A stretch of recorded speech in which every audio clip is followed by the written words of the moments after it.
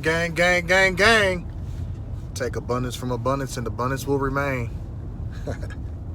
Got my wife with me right now.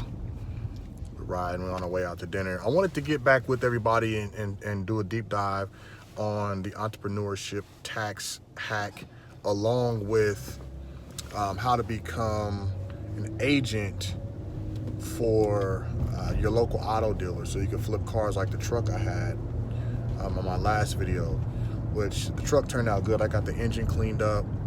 I'm driving right now, so it's a little shaky. I got the engine cleaned up. I did a good wash on it, and I got it listed on Facebook Marketplace. I'm already getting some bites. It's at about 1,000 views or so. I got about 200 saves, which is a good sign because that means people are just waiting on a price drop. So you always price it just a little higher, a little bit over the cusp, and then you wait a second, about 2 or 3 days, and then you change the price, and it'll be what you want.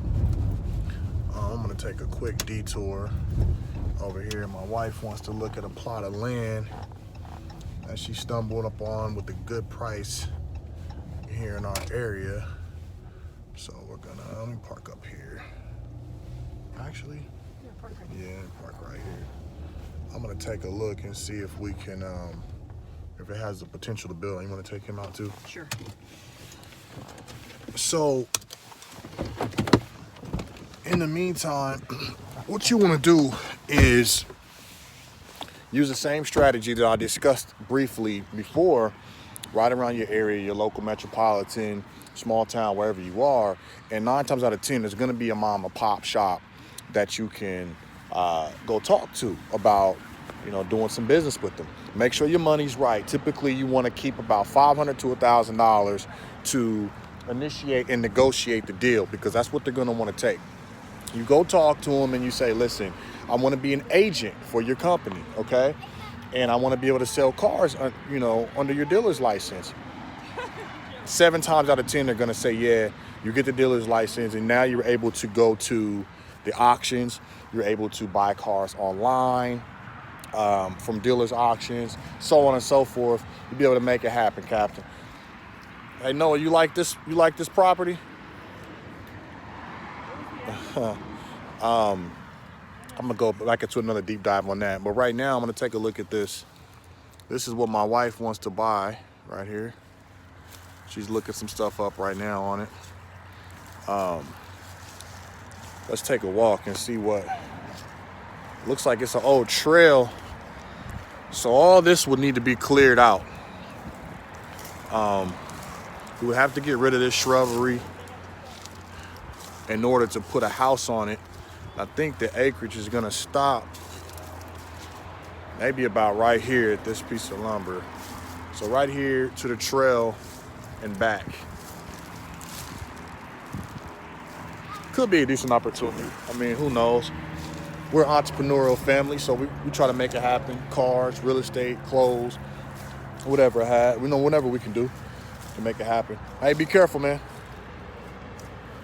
Hey, crawl over there. Where? You want to live at this spot? Where do you want me to crawl? Oh, well, don't crawl, I mean walk.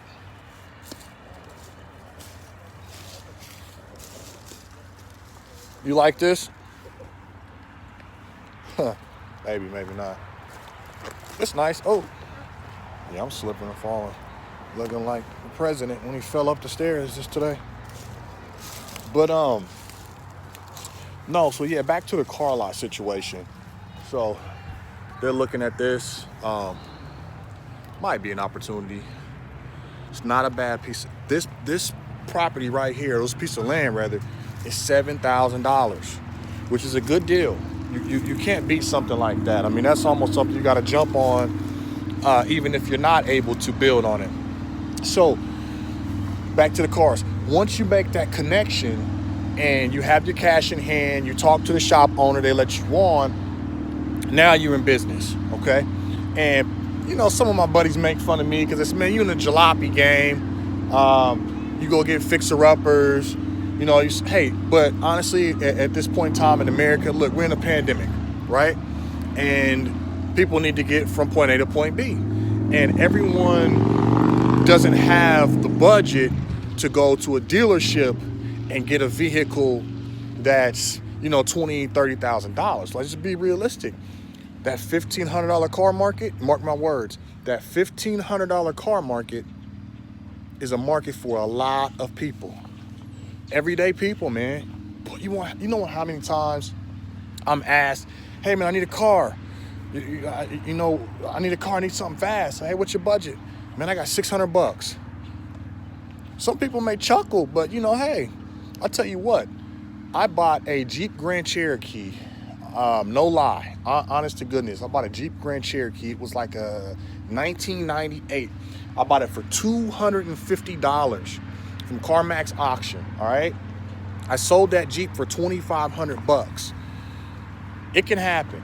So, if somebody comes to you with a $600 budget, there's a car out there for them. Best believe there's a car out there for them. So, get with the owners, okay? Have that $500 to $1,000. Make your proposition right. Offer to take them out to coffee, pick up the lunch. You state your claim. Like, listen, I want to work with you. I can help you sell more cars, okay? Because there's always going to be a spiff kicker or a back end tied in for the agent. You're going to be able to give them maybe $150 per car.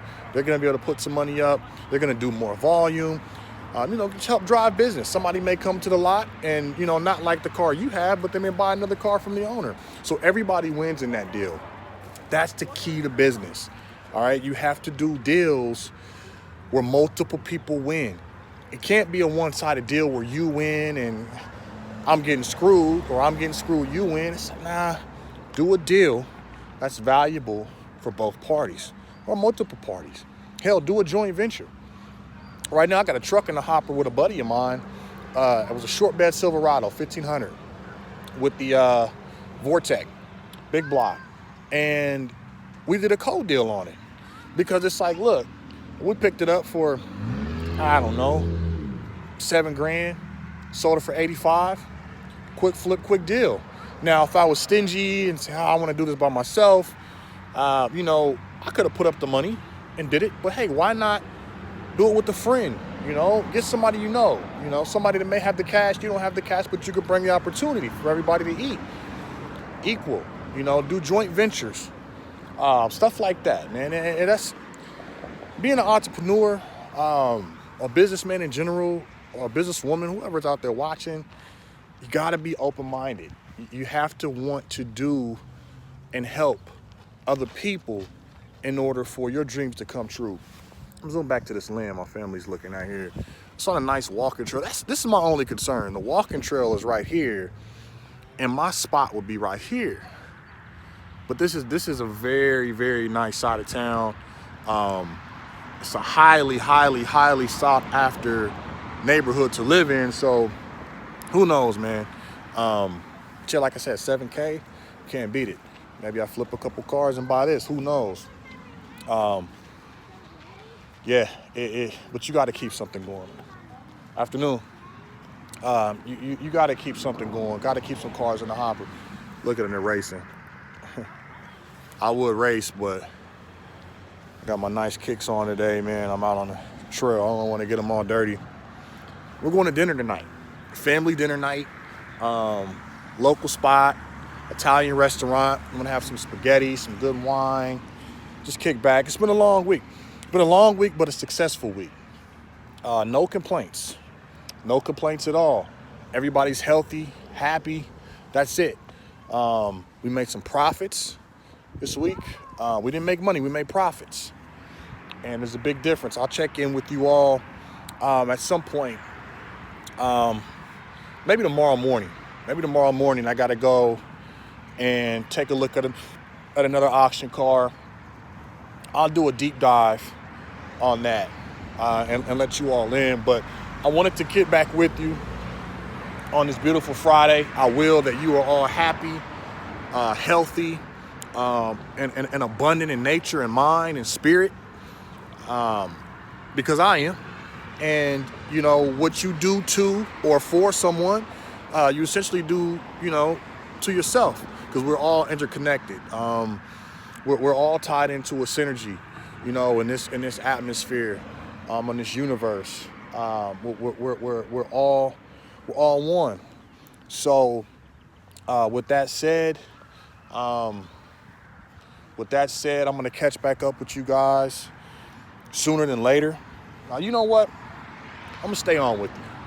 We'll ride over to the restaurant, and I'll let you guys see where I'm eating at tonight. If you're ever in Kansas City, come check this spot out. It's one of the best spots in town, and I think you'll enjoy it. Hey, we gotta go. They're racing. They'll be out here all night if you let them. They'll be out here all night if you let them. Oh, that's what it was. That just popped in my mind. So when you get cars, all right, do not get this twisted. This is very, very, very, very important, because Uncle Sam will come and get it, and he always wants it. Taxes. You have to have a tax strategy. When you start selling these cars, you know, no knock to anyone if you're working at one of these spots, but you can't just pull up to, you know, your local tax man. You know who I'm talking about. That's on every corner, right? You can't pull up there and push some papers across the desk and say, hey, let's get this deal done. Nah, because it's gonna be too complicated. Invest in an accountant. I'll take a mental note of that, and I'll do a deep dive on how to get that done too.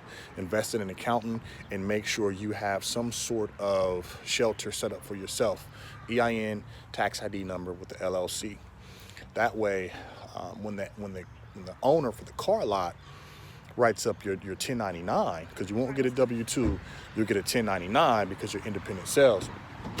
When he or she writes that up, then you'll be able to put all the money earned on your tax ID. That way it keeps it off of your social.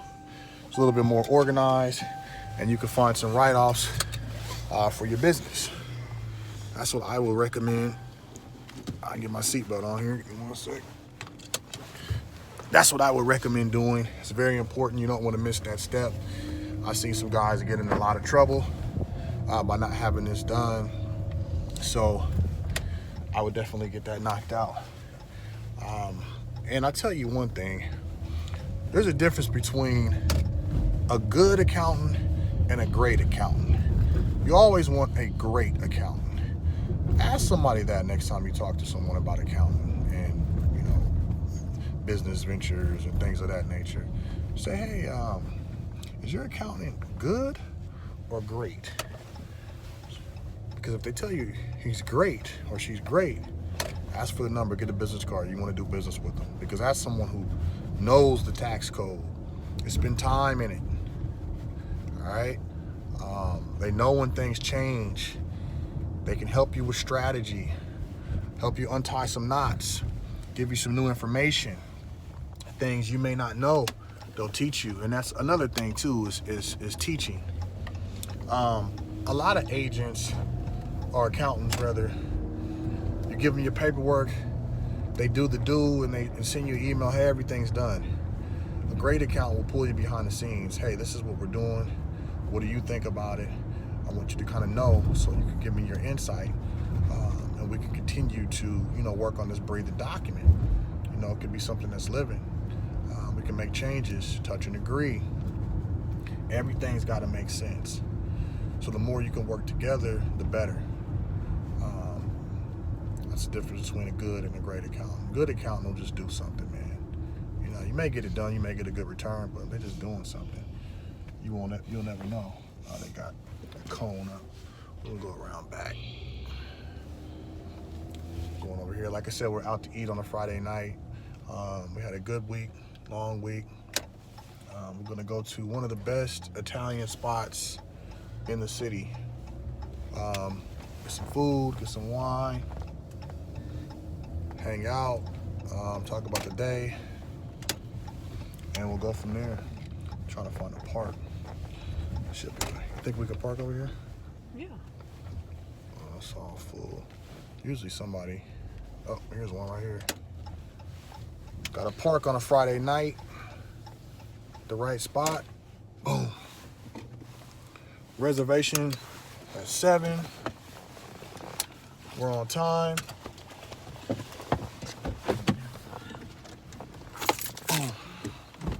Oh, that's the key to the Beamer. Okay, I thought that was the other key. All right. Like I said, I'm gonna show y'all the spot I'm eating at. So if you're ever in KC and you want some good Italian, pop over here. But yeah, thanks for tapping in with me today, getting a little bit of the information that I wanted to give to you all. Again, if you take abundance from abundance, abundance will remain. Know that. You can do anything that you want to do. You can manifest anything that you want to manifest, even the bad stuff. I'll talk to you about that on another video. Because I heard a lot of people say like, hey, I don't know how to manifest. What do I do? I don't seem to be manifesting what I want. I'm only getting the bad stuff. Bad stuff happens. You know why? Because you're thinking about the bad stuff a lot. You're becoming one with it. That's manifestation. It's thought. That's it. It's that simple. People think it's some weird hocus pocus. It's just consistent thought. Whatever you think about will materialize and crystallize. So if people thinking about, I can't make the payment on this, or all I get is bills in the mail, or my money's always funny, that's why it's funny. If you wake up and say, this is a beautiful day, I'm gonna go out and I'm gonna shine, plant the seed in the mind, and it'll turn into a reality. That's a fact. So we on the walk here to the restaurant. Let me get my mask because we are still in a pandemic. Make sure my mask is on. All the beautiful folks eating outside. This is the spot. Somebody smoking a good cigar smell. We'll see. We're walking in. I'll check in later. Good night.